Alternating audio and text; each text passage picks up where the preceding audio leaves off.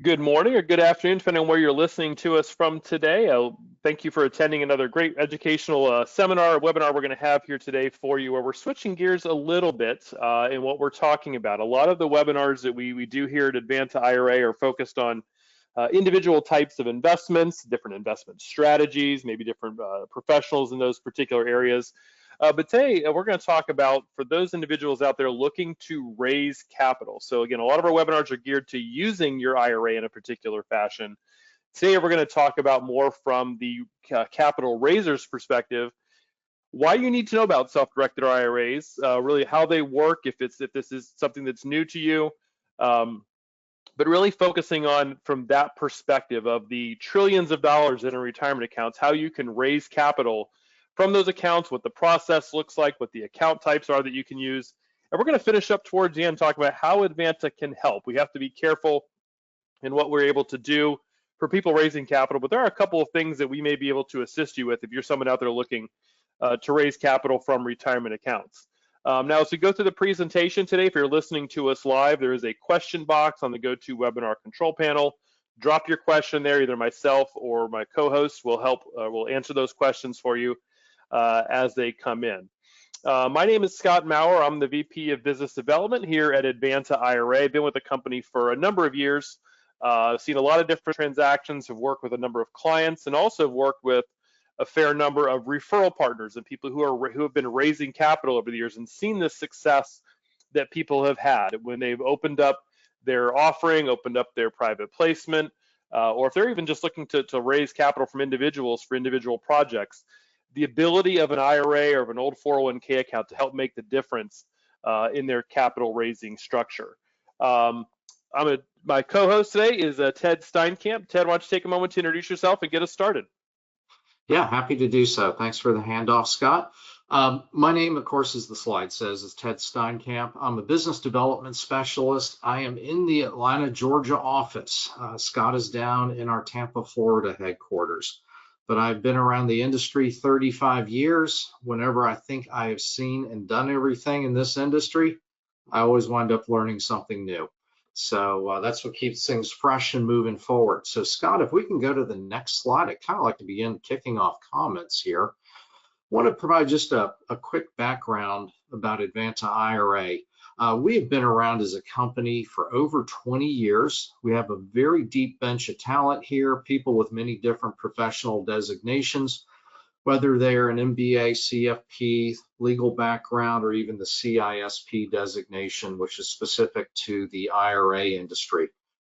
We have currently under administration over $3 billion in client assets, and that is spread out over 13,000 unique account owners. Everything here at Advanta IRA is secure because whatever cash is not invested per client direction, it gets held in FDIC insured bank accounts up to the applicable limits. And then of course, not only are we all about ease of doing business, but we're also about making it personal in a good way. That's why we have dedicated account managers on every relationship. It's your money. When it's something important and you need to call, you want to talk to a real person, not punch digits into the automated attendant. Scott, next slide, please.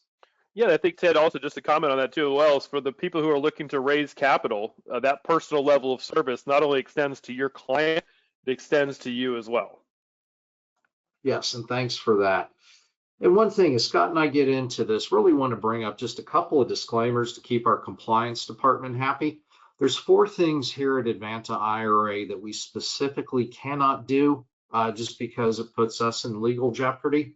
1, we do not sell any investment products of any kind, nor can we recommend them. And we do not provide tax, legal, or financial advice. A little bit about why people choose to self-direct. And I'm frequently asked this question as I interact with individuals as they're considering many different types of investments. But really, self-direction, when you think about it, IRAs came into existence back in 1974. The rules have been modified a little bit over the years. But one thing that is very, very clear, you have a broad array of products and opportunities in which one can invest their IRAs. So this really gives you a lot of ability and control over your investments, whether you're trying to tailor risk, you're increasing income, capital gains, whatever you work out with your advisors and whatever path and direction you wish to take. This is extremely important, particularly for those of us that are trying to build the big nest egg for retirement. You want to get there on time without incident. Self-directed IRAs are a great way of expanding that universe of investment options because you can invest in things outside of the stock market or the pre-planned investment menus like you would have on a 401k plan. And since a lot of these investments are not publicly traded, you don't really see the up and down fluctuations that you do with typical market returns in publicly traded securities. Next slide, please. Now, why would someone really want to choose the path of self-direction? Well, if you think about it, if you're accustomed to just investing inside of your IRA or your employer's 401k or other retirement plan, you tend to have the blinders on and just look at things down a narrow column or just have tunnel vision. And typically most investors will think, well, hey, I need to use my bank account money. Not necessarily. If you have the ability to transfer out of an IRA or perhaps roll over the former employer's retirement plan, that provides you an entire new source of capital. You can get away from the whipsaw, the ups and downs in the market, and you can still preserve all of your tax benefits. There's also a lot of creativity with here. Some of the basic tax rules or views of the tax rules that investors have, because of the creativity, maybe you want to put your high gain investments inside of an IRA, maybe you don't. Maybe you want to do shorter term gains in the IRA, maybe you don't. There's a lot of creativity and a lot of room to work with your advisors to figure out the matrix on this. So next slide, please. Yeah, and I think, Ted, yeah, just to again for people who are looking to raise capital, it's the fact that this is for a lot of folks, it's their additional capital that they have in their IRA accounts, in their old 401ks, that they didn't realize they could use. And that's really, the strategy is not as well known as it should be, because most individuals, and if you're out there raising capital, the people that you were talking to invest in your project, and you're trying to show them a couple different ways they could make that happen if they like what you're selling, is that most IRAs, most 401ks are held with banks, they're held with brokerage firms who offer their investors and offer their clients the limited investment products. As Ted was just talking about, you're limited to stocks and bonds and mutual funds as your investment through those typical custodians. And those custodians are not going to make their clients aware that they could use their IRA fund as a private lending vehicle, or to invest into a multifamily syndication, or purchase into a variety of different types of private placements. You're pretty much stuck with investing only what's available on their platform. But the IRS regulations have a much broader range of allowable investments, but not every custodian is required to hold each and every investment. So that's going to be the difference, again, between what Advanta IRA offers and then offers you and your investors, than from what your clients are seeing at Schwab or Fidelity, where if you went to one of those institutions and asked to invest in a private placement, a lot of times their answer is going to be no. It's just not something that they will hold on their platform. But that's exactly why we exist in the industry, because the IRS regulations allow you to do anything that is not life insurance or collectibles. Those are the only two prohibited asset classes. But outside of that, if you can name it, you can hold it in an IRA, and you need a custodian like Advanta to assist. That's where we come into the picture when you're out there raising capital. And for people who are looking to raise funds, whether it's rentals, if it's real estate in nature, individual rental properties, rehab projects, people doing short-term Airbnb or VRBO properties, you can hold inside of a self-directed IRA. IRAs can invest in the commercial real estate space, whether it's kind of actual commercial real estate, whether you get into the multifamily syndications. That's a huge area that we've seen over the last several years. People who are in those spaces, those types of investors looking to raise capital, looking and talking with individuals, this has been a huge boon to them with their IRA, to introduce the IRA as a funding source to their variety of different investors. Certainly people doing a lot of private equity with startup companies, private stock, hedge funds, convertible debenture notes, again, raising capital maybe for a different purpose unrelated to real estate. But again, when you're looking to fill that capital requirement within your particular fund, using IRAs, using old 401ks can help bridge that gap. And as I mentioned, we'll have a case study coming up on it in a little bit here today. Individuals can also use their IRAs simply as a private lending vehicle on a one-on-one basis. We have had clients use their IRA to lend money to a fellow real estate investor and get a secured mortgage in exchange for their loan, or investing in unsecured notes or collateral, other forms of collateral that is given for the notes. It's, again, a lot of different things, the ways IRAs can be used when people are raising capital for a variety of different projects. And that's why important, I think, if you're out there looking to find additional sources, especially in the interesting market, interesting conditions we find ourselves here in this day and age, people need to find other ways to fund their deals, and the IRA and the 401k can certainly be a way to make that happen. As far as what accounts can be self-directed, I think it's important to note, if you're out there, again, looking for capital, that really any type of IRA, so if you're talking to an individual or maybe a husband and wife about making an investment with you, any type of IRA can be self-directed, whether it's a traditional, a Roth, or an inherited IRA for kind of individuals. If people are self-employed and they have their own SEP or simple IRA, they can certainly self-direct those accounts as well. So there's no restriction on any type of IRA being able to be used to be self-directed. Also, the other big bucket of money that gets missed by individuals is their former employer plan. Those old 401ks, old 403b plans for school teachers, old TSP plans for federal government employees.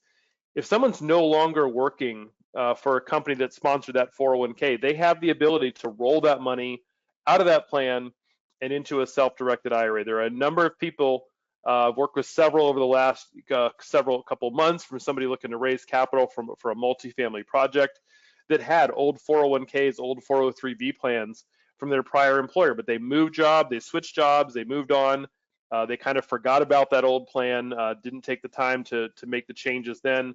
That money was just sitting there, and it was able to be used and put into this particular project. And one of the questions that we often get, both Ted and I on our side, is really moving money into a self-directed IRA. So if you're talking to an investor and they have funds in an IRA, they have funds in an old 401k, what is the mechanism that they can use to keep that money tax protected, but get it into a self-directed account and be able to take advantage of your investment opportunity? And the first method of funds transfer is a trustee to trustee transfer from one IRA to another.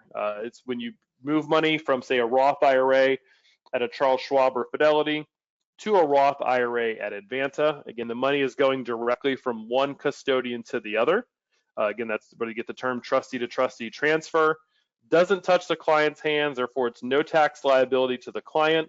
You can move this money as often and whenever you'd like. It is a non-taxable, non-reportable event to transfer money from one custodian to the other. We help facilitate that on our end by requesting that transfer from the client's other custodian and working with them and their advisors to then have that cash transferred over. So if it's moving from an IRA at one firm to an IRA at another, it's called a transfer. If somebody does have an old 401k or an old employer's plan, the term is a direct rollover. It's a little bit different process where the account holder themselves actually has to initiate that direct rollover with their former employer's plan, but same tax ramifications to the client in that there is none. It is a non-taxable event to roll over money from the 401k directly into the IRA. Again, that is a non-taxable event because the client is never taking personal possession of the funds. And I think the transfers and the rollovers, this is the thing that gets missed by a lot of advisors. It gets missed, I've seen it get missed by CPAs, where clients who want to invest with you have a project, they want to participate, they have money in their IRA, but they go to their advisor, they go to their CPA who tells them all the tax ramifications and the tax implications they're going to have to pull this money out of their IRA account and then use it for an investment. And what those advisors and CPAs at times are not understanding is that the client is never pulling the money out of their IRA universe and out from underneath that tax protection, that umbrella that they have. They're simply moving it to another account within their tax sheltered umbrella to be able to use for different investments. So it's the same principle as moving your money from a Schwab account to say a Vanguard account or a Vanguard to Fidelity, they're moving the money to an IRA with us and then using their IRA to actually make that investment. So this is a huge, huge piece of the puzzle. I think, again, where advisors and CPAs miss that their money is never being pulled out. It is simply being transferred to an account that will enable them to invest in the alternative asset space. And again, as we move forward, I'm going to switch the slides here and bring Ted back in. If you have any questions for Ted or myself, please get those typed into the question box on your screen. We'll make sure we get those addressed. Thanks, Scott.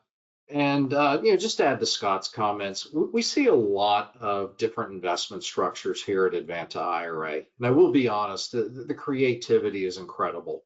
But you can, as you can see just up on the slide here, it's any number of things. Scott had mentioned private lending or multifamily syndications. But what if you wanted to set up a private equity fund, attract investors that are utilizing the self-directed IRAs, and begin investing in business ventures, JVs, startups, etc.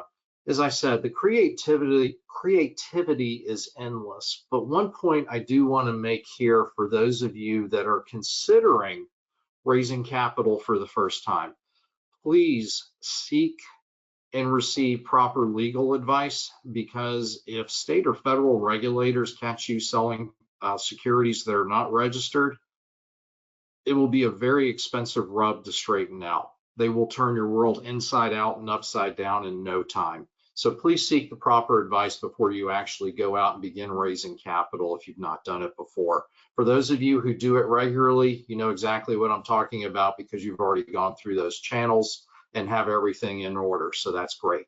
Next slide, please, Scott. IRAs, these are, as we've been talking about, an incredible source of capital, particularly when you're looking at it from the investor and the capital raiser side.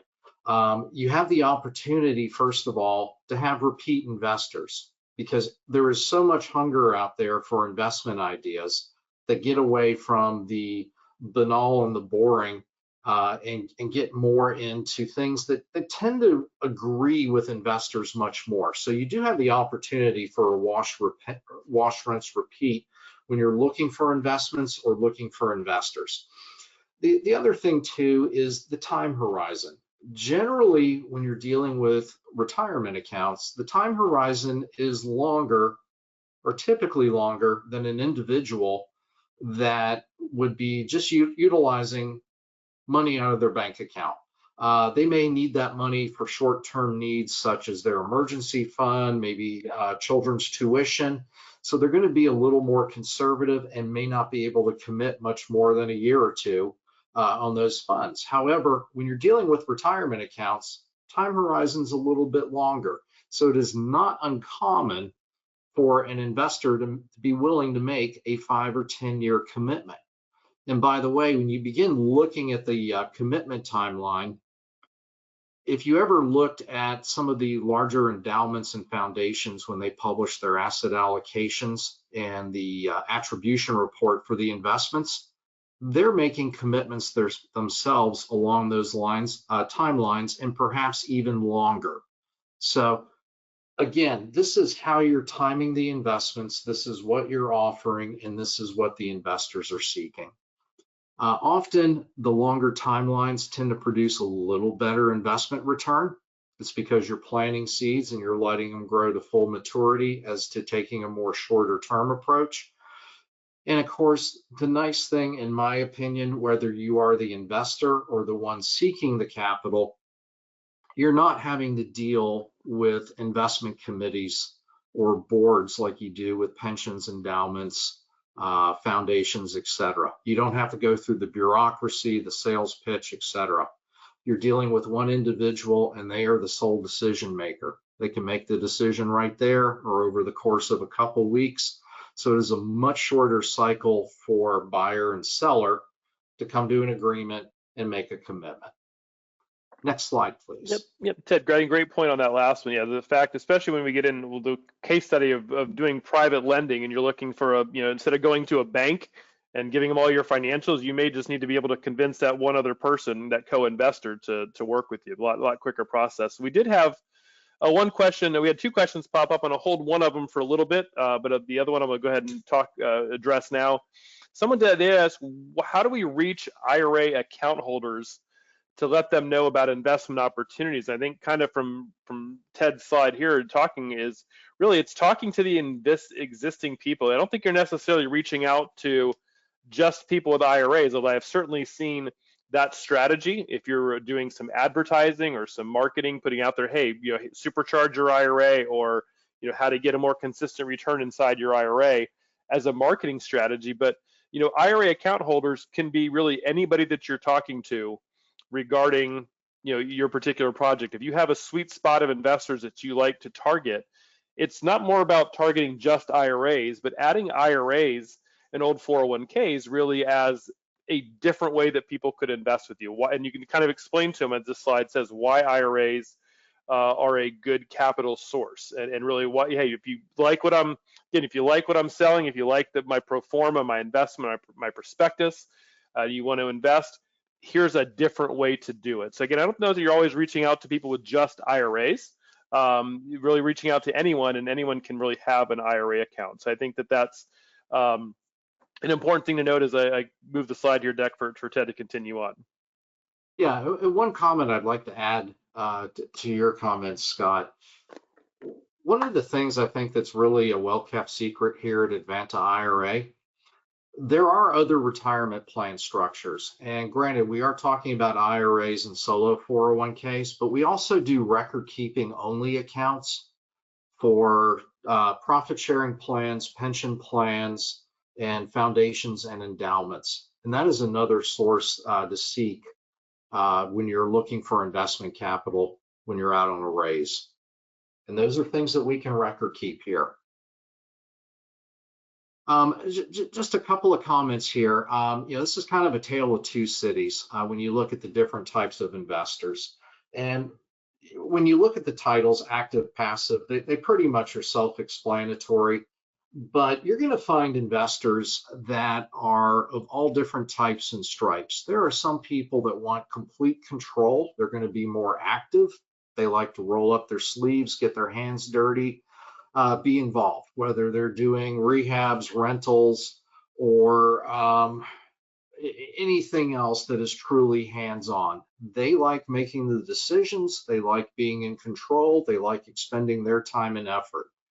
Now, if you're like me, hey, you're probably more passive. You want to be able to make the investment. You don't want to be that involved in it, but you do want to receive the returns.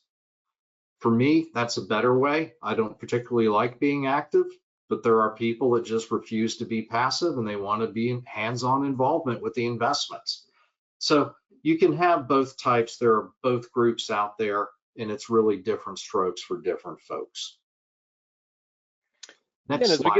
I think as we get into our first case study, we'll illustrate. I think the case studies, as Ted mentioned, primarily are, these are passive investments. And if you're someone out there, if you're looking to raise capital, you're looking for passive investors, people who are going to kind of lend you the money or invest in your syndication, invest in your fund, and then you're going to take charge of the project and send them back their return. So typically the people you're raising capital from are going to be of that passive mindset. They want to, if you're sending a monthly or quarterly dividend check, they want to make sure that that check arrives. And other than that, they're going to largely leave you alone. So as we get into our first case study, talking about this is more of a one-on-one basis here. If somebody's funding a rehab project with a private loan, so we have Bill and Stephanie in this particular case study. Bill bought the house. He's bought a house to flip. Found a good property, got it at a good deal, put a little bit of work into it, and hopefully make a nice little profit when he's able to flip the property in a couple of months. But he needs cash from a private investor to help fund the rehab portion of the project. He's able to get financing on the house itself, but wants to bring in another investor with their cash to help get that property flipped. And he's known Stephanie for years. They grew up together. He kind of talking with her about the project, about the property he just purchased, saying, hey, here's what I got going on. Here's what I need as far as capital to finish the project, get my returns. Here's what I'm expecting. He's showing her the kind of the numbers on the deal. and mentions to her, if you're interested in investing, if you have an old 401k, if you have an IRA, happy to bring you on board, and how you can be my private lender for the rehab portion of the property.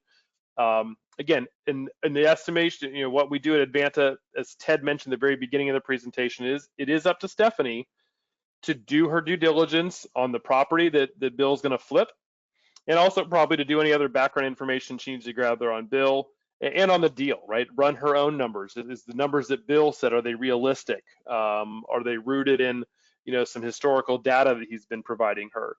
So it's up to Stephanie to make the decision to move forward. That is not something we do at Advanta IRA, but Stephanie decides, I'll roll over 50K from my 401k plan, and I'll make that loan to Bill for his rehab. And the loan terms, again, Stephanie in this case is really acting in the position of a banker. Bill's looking to borrow money. They're going to decide between the two of them what those loan terms might be. And, is there an interest rate involved? Is there a profit split that Stephanie may ask for instead of just straight interest payments? What's the collateral going to be? And they're going to work together to get that paperwork drafted. Again, as Ted mentioned a minute ago, we don't do legal work at Advanta IRA, so we cannot draft that particular loan document. But all the investment paperwork in this particular transaction, we're going to see a note, either a mortgage or a deed of trust. The lender's name needs to be reflected as the IRA account. So you see the wording there, the first bullet point. Advanta IRA for benefit of Stephanie S's IRA account and her account number. That is the legal wording that demonstrates to the IRS that this loan from Stephanie's IRA to Bill is an investment inside of her IRA account, and that all of the future gains, all of the future profits are going to come back to the IRA with no tax consequence to Stephanie. It's an investment inside her account. That's what helps keep and maintain the tax status of the retirement account. Again, that is sometimes where it gets missed by advisors and CPAs who don't understand that this investment is actually being made by the IRA itself. Now, before Advanta, we would have worked with Stephanie to get the account established, help get her funds rolled over into the account. So she has an account open, she has the cash, but before we can release the money for the investment itself and actually send the $50,000 out of her IRA to Bill, we must receive all the investment paperwork and make sure that that wording and that first bullet point is present on all of the documents. And again, anyone can draft the documents. It doesn't require to be an attorney. It's just we are not permitted in advance to either provide examples or draft the documents themselves. So the agreement that Stephanie and Bill kind of came to when it was time to go over the terms of the loan, Stephanie agreed to lend Bill money, just 5% interest, so extremely low interest rate. But her kicker is that she did want 25% of his profits on the particular investment itself. So instead of Bill going to a hard money lender, maybe paying a lot more in interest and maybe paying some points, again, he's friends with Stephanie. He said, hey, this deal makes a lot more sense. It's cheaper money for me to borrow. I'm willing to give you a portion of the profits in exchange for this particular loan. And he does secure the loan with a mortgage on the property itself. Bill has his attorney prepare the note and mortgage. We will require, again, before we release funds from Stephanie's account, to make sure those documents are prepared properly, and also make sure that Stephanie has reviewed and approved those documents as well. So once she has reviewed and approved the documents, we will send the funds out of the account, complete the investment. Going forward, Bill will make any monthly payments of the interest back into her IRA account.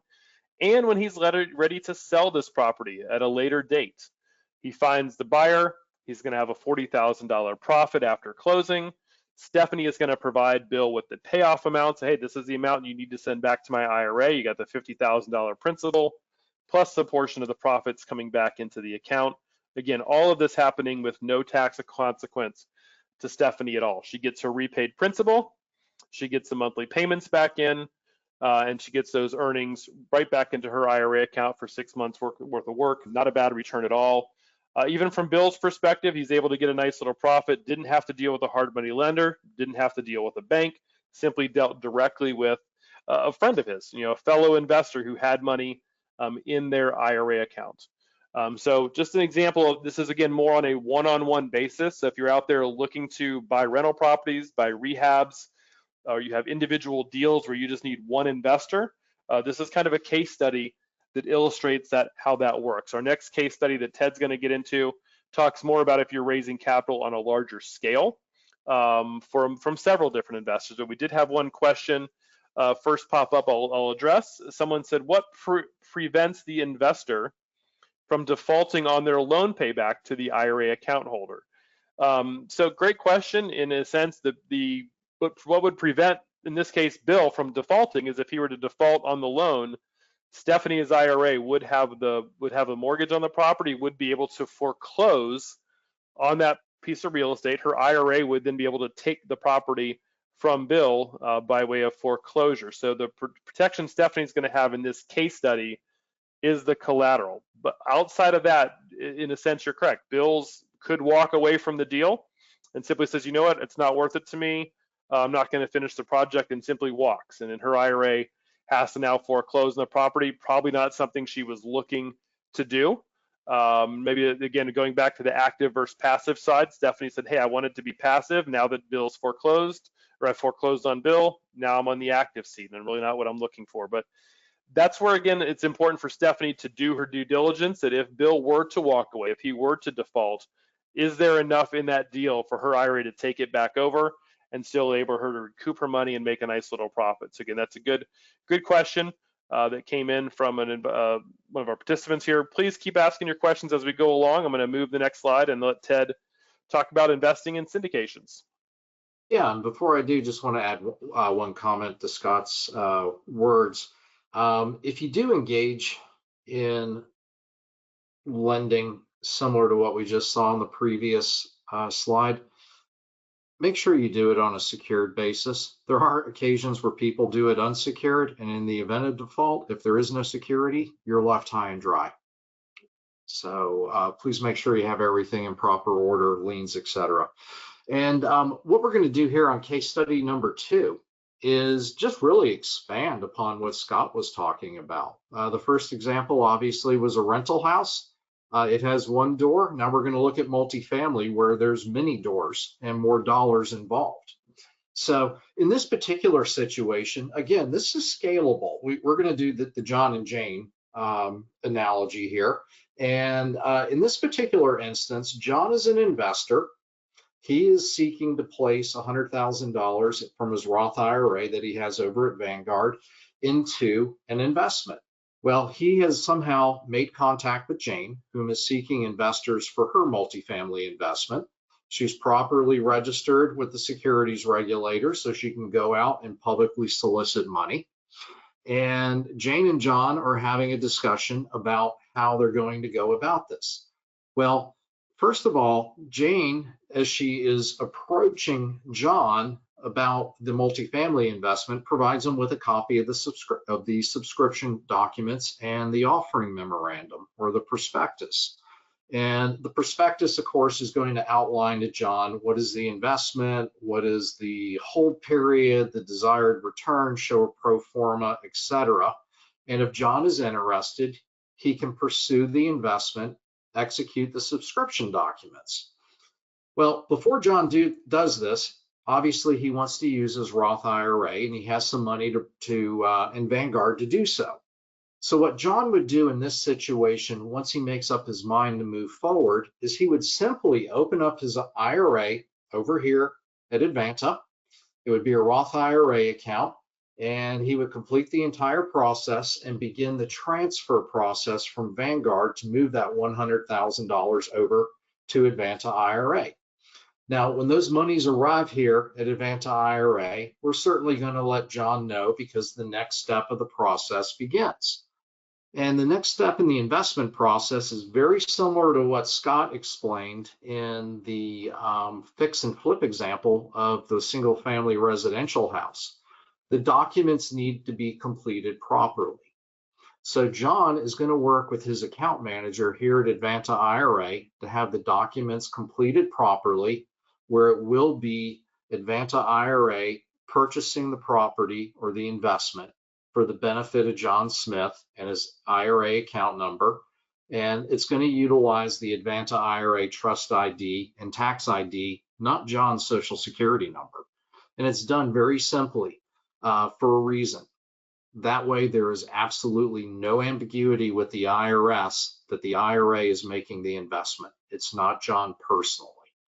Not to mention, he made the transfer from an IRA over at Vanguard to a newly established Roth IRA over at Advanta IRA. So that was tax-free in addition.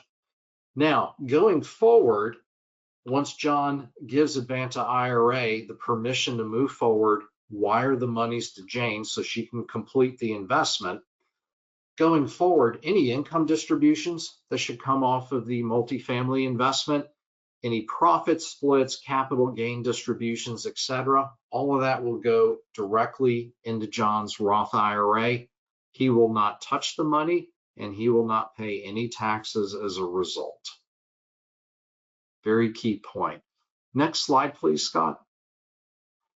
And one thing, too, to keep in mind when you are investing in multifamily syndications similar to this, there's usually investment leverage involved where a loan is outstanding against the property. It's done for financial reasons. Sometimes we see on smaller syndications, maybe it's a complete all cash purchase, but rarely do we see that. There is always some sort of lending or leverage involved. But hypothetically, in this case study, let's just say 70% of the amount to purchase the property was raised through a loan. Now, there is a rule out there for UBIT, unrelated business income taxes. Since it was not 100% cash purchase, the income that's distributed back to John's IRA, 70% of that is going to be subject to income taxes, but it's not John that's going to pay the income taxes. It's going to be his IRA. Now, there's a couple of things that can happen with the structure of the investment that minimizes the UBIT. First of all interest income is exempt. So think of it along the lines like a bond. If John went out and bought a bond, he would not be paying UBIT on the interest income earned from the bond. But because this is untaxed business income being returned to his IRA, that's where the taxes get levied. Now, there are a couple of ways in which the taxes can be minimized, and we'll go over that here in just a brief moment. Most likely what we see often is the use of C corporation blockers. That can often be where a LLC that is established to file as a C corp, or even just a C corp itself is established.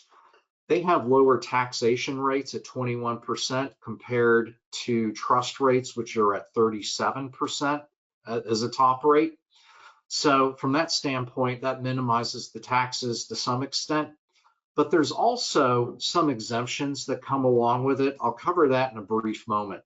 But whenever UBIT is involved and you're working with your tax advisor to calculate it, your tax advisor or CPA is going to need to file what's called a Form 990T, and that is simply instructing the IRS this is what was received for unrelated business income tax. And you get some deductions along the way with this when you file the Form 990T, such as cost segregation, accelerated depreciation, plus an automatic $1,000 deduction of UBIT. Now, going back to Scott's previous example, if there was UBIT involved in the rental house, we do see that imposed on some rental house transactions, but often for several years, nothing gets paid because that $1,000 exemption consumes or offsets the UBIT tax. After a little bit of time, when that loan is amortized and paid down, then UBIT does need to be paid. But the tax is paid by the IRA. It's not paid by the investor as an individual. And one of the nice things about the US tax system, whether you like it or not, you only pay taxes when you make money, not when you lose money. Losses, when it involves UBIT and the filing of the Form 990T, Those losses can be carried forward to future years, and this is something you will need to, your CPA will need to discuss with you and perhaps plan before you go into the investment. But for those of you that do invest through solo 401ks or qualified retirement plans, you're exempt from UBIT. So you may want to consider using those funds if UBIT might be a big concern and you do have ample dollars to make the investments in those plans. Otherwise, perfectly fine to do it through a Roth IRA or a traditional IRA. Just take it into consideration when you're making the investment. Next slide, please. Wanted to go just through a quick pro forma, very simple and streamlined here, about how UBIT actually comes into play on the IRAs. We just made a simple assumption that this is going to be a 3-year investment, and each and every year an 8% annual return will be paid to the investor, in this case John. So he would receive $8,000 per year, and then at the end of year 3 there would be a sale, which we're figuring he's going to earn some sort of a capital gain, and we just came up with the dollar amount of $20,000, for example. Now, each of the 3 years, the loan in theory is going to amortize or be paid down. So the percentage of leverage decreases. It starts out at 70, year 2 it's 60, year 3 it's 50. So on the first year, out of that $8,000, UBIT will be $5,600, or where UBIT applies would be against $5,600 of the $8,000 in the income. Year 2, $4,800. And then year 3, little different. It's going to be half of the amount, or $4,000 plus the sale or the disposition of the asset. Each year, that deduction, the $1,000, is uniform. You are entitled to receive that each and every year. So that offsets a little bit of the deduction. Now, in the first year, when I talked about the deductions, the cost segregation, and the accelerated depreciation, the first year, it could very well exceed the UBIT tax amount of $5,600. John could have $7,000 or $8,000. Well, it's going to offset, so his liability is going to be zero. And in theory, he might have a little bit of a carry forward. Again, that's a CPA discussion because we don't provide the tax advice. But as this loan amortizes down, which you'll notice in the UBIT number, once you have that deduction, yeah, there's a little bit of taxable income that needs to be paid each year. But once the taxes are paid and you look at that investor return, keep in mind, John made a $100,000 investment, and you look at that total over the 3-year period, even after paying the taxes, in this example, he has earned a little bit over $39,000 in gains. Pretty nice return, 39% over 3 years, just divide it by 3, 13%. If you're working with your financial advisor or financial planner and you're trying to incorporate an income producing investment, something that is not directly correlated with marketable securities, this could be a very nice segue and a very nice investment for one to have in a portfolio. For those of you that are looking to raise capital, it's a great point to represent and put forward to investors, because many of them are trying to reduce risk in their portfolios and perhaps increase income or increase capital gains. And you're actually providing them a service by doing so. So that's basically the case study on that. If we can just go to the next slide, please, Scott. Yeah, great case study. Yeah, the UBIT tax, it's a little known tax. People definitely need to be aware of. It doesn't apply in a lot of circumstances. In our first case study with Stephanie just making a loan to someone else and she's getting paid back some interest and some profits on a deal, one-off deal, there was no UBIT in that deal. And as Ted mentioned, any cash deals, no UBIT at all. But if you are raising capital and you are using other underlying debt, it certainly can appear and something you need to know about again. But the implication, as you see on the last slide that Ted shared, really not as big of an impact as some people make it out to be. And people can still earn a nice, decent return on their funds. But our last case study we'll get to, we'll wrap up our presentation after this case study, talking about, we'll certainly answer the questions we've had come in, but we also will talk about how we can help you. We've had a couple questions come in box about what we are able to do at Advanta IRA, so we want to make sure that that's clear on what we are able to do as an IRA administrator and the ways that we can help you, and maybe the ways, unfortunately, we can't help. But the last case study, just very simple investing in a private stock.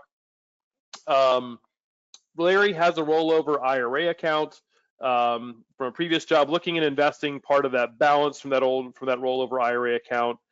His buddy Mike, or his business acquaintance Mike, is forming a new private insurance company. They are looking for capital. They are issuing stock in this new company, get the company off the ground, get it going. This is a case study based on an actual example that we had at Advanta IRA several years ago. People investing in an insurance company here in Florida. Again, from Larry's perspective, his responsibility is to get his account opened with Advanta. Filling out our paperwork takes probably 10 or 15 minutes to fill out the documents to establish the account, name his beneficiaries, and then request that transfer from his other IRA account. He's going to invest $100,000 in this new insurance company. Again, Larry's responsibility is to review the investment prospectus, be comfortable with the investment itself, what they're prospecting for the additional gains that might happen if the company went public. And he decides to purchase 100,000 shares at $1 per share. Advanta will work with Larry to make sure that the offering documents, if there's any kind of stock subscription agreement, that gets completed again properly in the name of his IRA account. So we'll have the account opened, get the transfer sent out, make sure the titling is correct. Ultimately, Advanta IRA does sign the subscription documents on behalf of the IRA account, and we wire the funds out of Larry's account to purchase the stock. We'll hold the stock certificate, whether it's a physical certificate or if it's an electronic. We will hold that as the asset in the account. So this example, very similar to maybe what a lot of people associate with IRA accounts. You can invest in stocks and mutual funds and things of that nature. What's different here, again, is this is a private insurance company. They're issuing private stock that, again, a Fidelity, a Schwab, an E-Trade, those companies simply do not allow for those types of investments on their platform.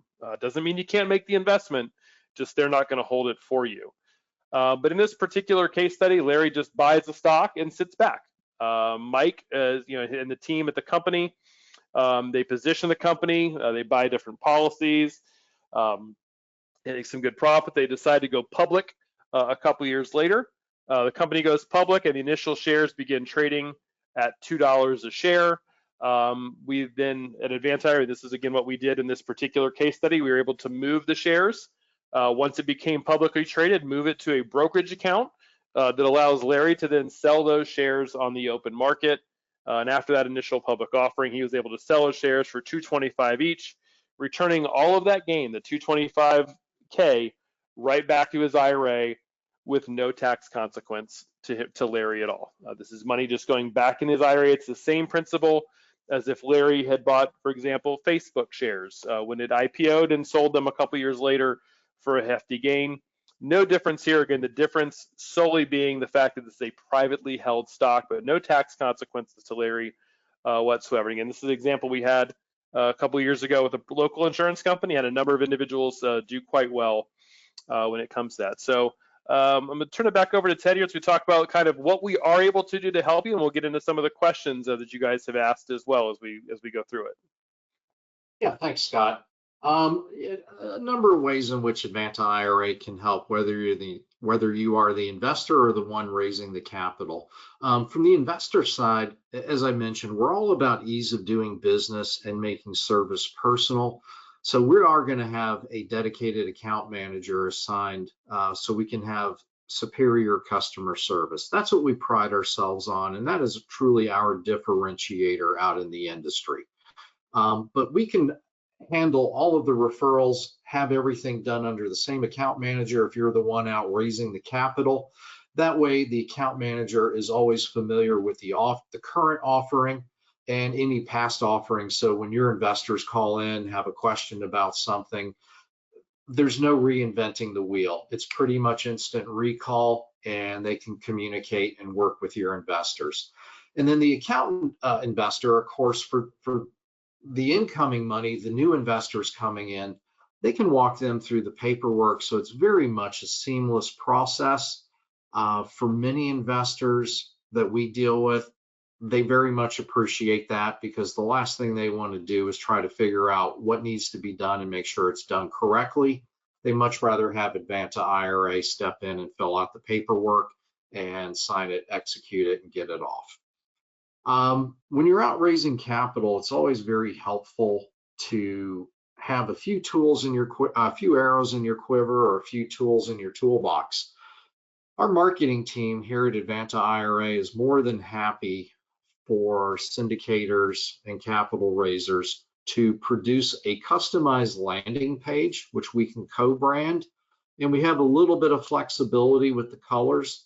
If you have a particular corporate color, we might be able to tweak that a little bit, and also produce a marketing flyer.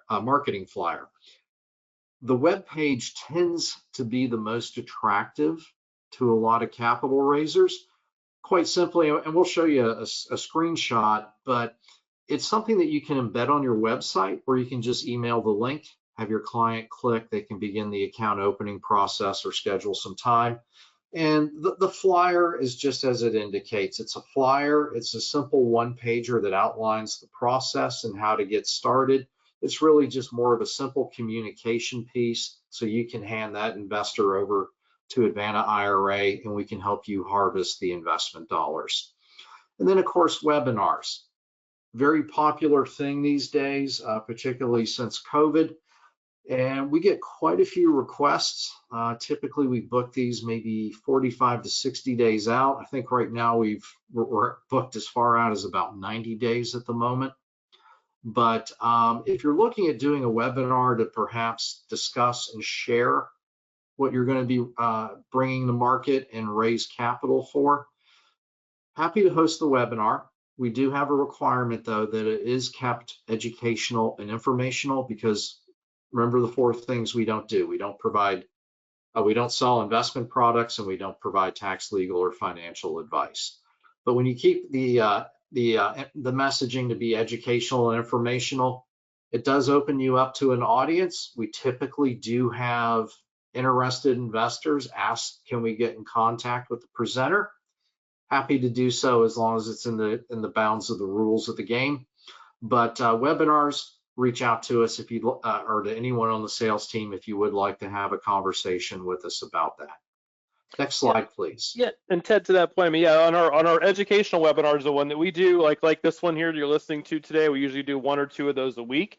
Yeah, they have to be educational in nature, but if you're somebody who is you have a group of people already that you would like us to talk to. You have a group of interested investors in your project. We can come on a private webinar of yours, or we can even possibly host it for your private group, where you can actually sell more, you actually talk more about the investment itself. We ask that on our webinars that we host, that you keep it educational and that we don't, and there's no active pitching going on.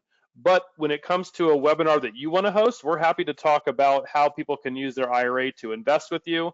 You're allowed to sell all that you want. Just keep in mind, obviously, that we cannot endorse that particular investment or strategy necessarily, just merely show people how they could use their IRA to invest with you. Thanks, Scott. And here's also just a visual example of the landing page on the left and the marketing flyer on the right. Where the landing page tends to be more helpful to the parties raising capital, as I said, it will have in the middle box, it'll have the link there that your investor, if they're ready to move forward, can go right on in, open up their IRA here at Advanta IRA and begin the transfer process. We do everything through DocuSign on the documents. As I said, we want to keep an ease of doing business and keep it simple. So once they complete that questionnaire, it takes about 15 minutes. They'll receive a follow-up email from DocuSign, and that's their account opening documents for digital signature. All Scott or myself or any of the team members here at Advanta IRA would have to do is, if it's an incoming IRA transfer, we just need to send out the transfer page to the investor for a wet ink signature, and then off that goes once it comes back to us, and we begin that transfer process.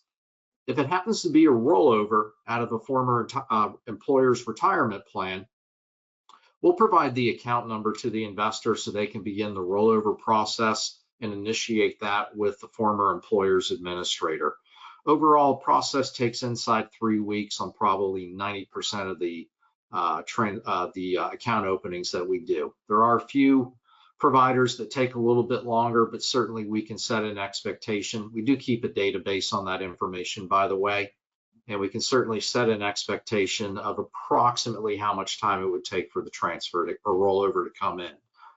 The other box on the landing page, occasionally you will have someone that has a few questions. We understand this may be new information or new subject matter for them. They can always schedule a consultation with us. We're happy to make an appointment, give them a call, answer their questions, and even help them through the account opening process. And as I mentioned a little earlier, the flyer itself, pretty much self-explanatory. It's a simple one-page collateral piece. It just explains in very simple terms how the investment process proceeds.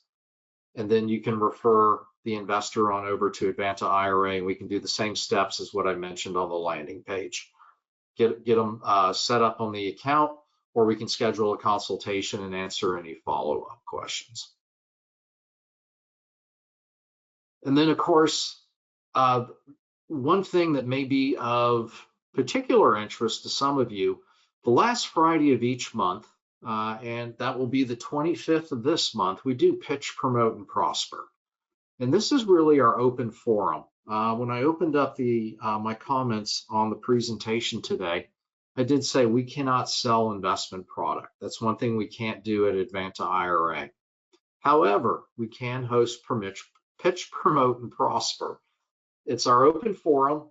You can sign up. You can go to our website, advantaira.com. It's under the events tab. It is the 25th of this month. It's the last Friday of every month. It occurs from 12 noon to 1:30 p.m. You can discuss, pitch, promote anything you want. We just ask that you please keep it professional. You can exchange contact information. You can exchange comments and ideas. It is open, and that is the sole purpose for it. You never know who's going to be on there. There will be people out there looking to talk about the recent syndication.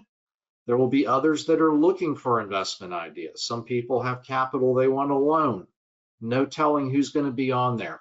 So please, if you do have an interest, sign up. It's the 25th of this month. You can go to the Advanta IRA website. Yeah, Ted, I think we've had a couple of questions I think come up on that. I think this addresses perfectly. People asked if we at Advanta we broker any introductions to clients, or do we have a list of potential clients actively looking for people to either raise or people to solicit deals from, and we don't, because as Ted mentioned, it's not something that we do, but we do provide this networking forum once a month for people who have deals and they're looking to raise capital, people who are looking to place their money into particular deals. So there's a way to do it at the Pitch, Promote, certainly and Prosper event. So go to the next. Just again, we have a lot of educational resources that we're happy to share. Ted's mentioned a few of them already with the landing page and the flyer. We have other ebooks, flyers, just our brains, right, Ted? Our information, getting on the call. We have the twice a week webinars. We have the monthly networking event. And again, we're always happy to schedule a time to speak with speak with your investors, get on a conference call, get on a Zoom call, and go over what the process looks like and make sure everybody's on the same page and answer those questions. We even have a new podcast we've had going on for a little while now, the Alternative Investing Advantage, which has some great guest experts. We're always looking for more speakers and more guests for that podcast if someone was interested in that as well. Now, we'll take a couple questions here. We don't want to go too far past the top of the hour.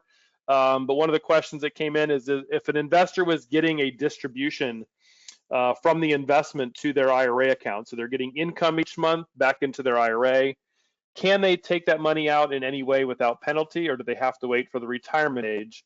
And the answer is these IRAs that we have, the self-directed, they're subject to the exact same distribution rules as any other type of retirement account. So if you are getting income back from an investment and you would like that money, that income has to first go back to the IRA. If that client, the investor, wants to then pull that money out personally, they're going to be subject to the same distribution rules of any other IRA. So they have to wait till they're 59 and a half to take that money out without any type of penalty. Question asked, can you use leverage in the IRA account? Yes, we didn't cover that today. It is possible to have your IRA use leverage and get financing. It's just very tricky to do. It's got to be in a leverage used in a non-recourse basis. You, as the IRA owner, are prohibited from personally guaranteeing any debt. And we actually have a webinar coming up on that in a couple of weeks, so make sure you check out that webinar on non-recourse lending. We have a lender and a loan officer coming in to talk specifically about that. Question, Ted, somebody asked, do you say there's no UBIT on 401k or Roth, only on IRA accounts? And I don't know if you want to clarify, or UBIT if it applies to Roth IRAs or not. UBIT does apply to Roth IRAs. It does not apply to a Roth 401k, because the 401k umbrella is what insulates it from UBIT. Really, all qualified plans are not subject to UBIT. So pension plans, and to a limited extent, also cash balance plans. Yep. Question asked, how does Advanta make money? We charge fees and expenses to facilitate money movement, question mark. Yes, that is, we make our money. We earn our keep by doing the administration for the IRA. Of helping facilitate that investment, making sure paperwork is properly titled, make sure the clients are reviewing and approving the documents. And we then charge an annual fee. Usually it's a little less than $300 a year. And that's regardless of the amount invested. If someone's investing $50,000 with you or $200,000 with you or more, it's a flat $295 a year for us to hold that investment, receive and deposit the income that you're paying back to the IRA, and handling all of the IRS reporting. That is all included in that annual fee. So that is how we make fees. We do not charge commissions, and we do not charge a percentage of the assets or profits that people make. Last question, unless anyone else has any last questions they want to throw in, are we able to make recommendations where people can invest their funds to produce a higher rate of return? I think, Ted, you've covered it enough a couple times already, that we do not do that placing of investments. We're not going to solicit you, a client, for an investment, but we do try to make those forums available to you. If you have an educational webinar that you'd like to pursue, we can do one of those, or you can certainly join our pitch, promote, and prosper event to actually then at that point reach out to individuals. But we cannot place clients or referral partners, and we can't play matchmaker, I guess is how to say it. So Ted, any closing thoughts? I don't have any more questions come in. I appreciate everyone for attending today, but I'll let you have the last word on our webinar today. I appreciate it. Not really a whole lot, but yeah, when you're out raising capital, it is truly a unique and interesting world. The possibilities are endless. I know we didn't put a number on the pool of assets, but the reports that I go to, probably in about 2 weeks, all the data will be updated. But just give you the magnitude of what's out there. In retirement plans in the United States, it's over $38 trillion, and it's over 17 trillion in IRAs. So it is a huge pool. Imagine what can be done if you have the right investment and you find the right investors, the magic that can happen. And with that, that's where I leave my comments. Yep. Again, thanks everybody for participating today in our webinar. Hope you out there, if you're out raising capital, please do reach out to us for specific questions. Happy to help you explain it to a little more detail to you and to your clients, to your investors as well. And thank you for attending webinar.